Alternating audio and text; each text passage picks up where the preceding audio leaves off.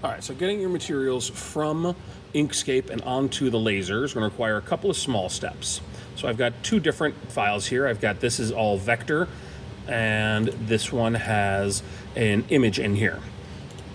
So if I'm working with my vector, just as you notice that I don't have these set up as pathways yet. So if I were sending this from one computer to another, I should have gone in and selected all of these and made that object a path. Now, if I take a look at it, there are a series of lines that we can work with. But I need to take this to the laser and be ready to go. For my image, I'll come back to that one in just a second here. So I'm going to say File, and I'm going to say Print. And I'm going to be printing to this Trotec engraver. I need to go under the Preferences. So when I look at the Preferences, I'm going to make sure I've got the right material first. Everything that we're doing for this project is going to be plywood, so make sure you're under Wood, and then choose plywood. Because this is all vector material, there is no image, there's no bitmap to be dealt with, I want to move this down here, and I'm going to be in black and white, so it's only looking at the all of the colors on here to be either black or white. I know this is, so it's going to turn this green into a black essentially when it goes to run to the laser itself.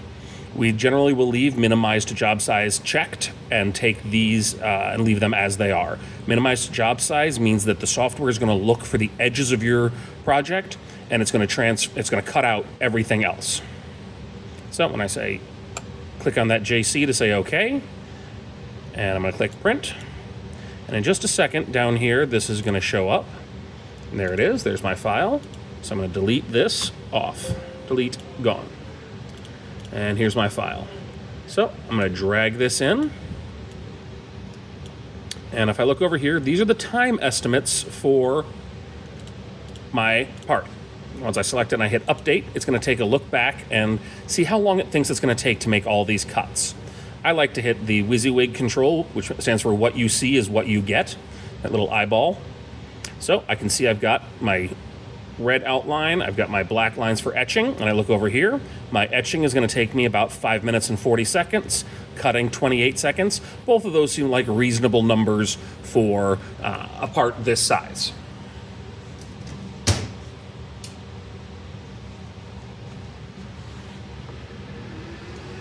The laser should be connected. If it's not, you'll just need to hit this little button down here to connect. We need to make sure that the USB cable is connected between the laser and the computer itself, which right now it's not, so that's why it's giving me a no response from engraver. So let's get this plugged back in.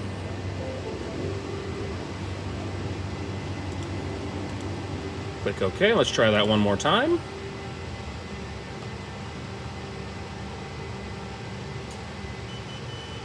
That series of beeps right there generally means that we're in good shape. Don't know why it didn't respond that time. Let's try one last time. There we go. Check engravers. There's the beeps I wanted. Okay. Now the laser can see our file and we can take our part and get ourselves ready to go. Once I'm lined up on the laser, I can simply hit the play button and we'll be all set. Now, if I had a raster image, like I have here, my process is nearly identical. I'm still going to say print. I'm still going to go to my preferences, making sure I'm plywood. But down here where it was black and white, I'm going to change this to an ordered dithering, which is going to take this and turn it into a series of small dashes and dots in order for it to print nicely from there. And when I say yes and print, now when I come over here, let's take you out in just a moment. There's my image.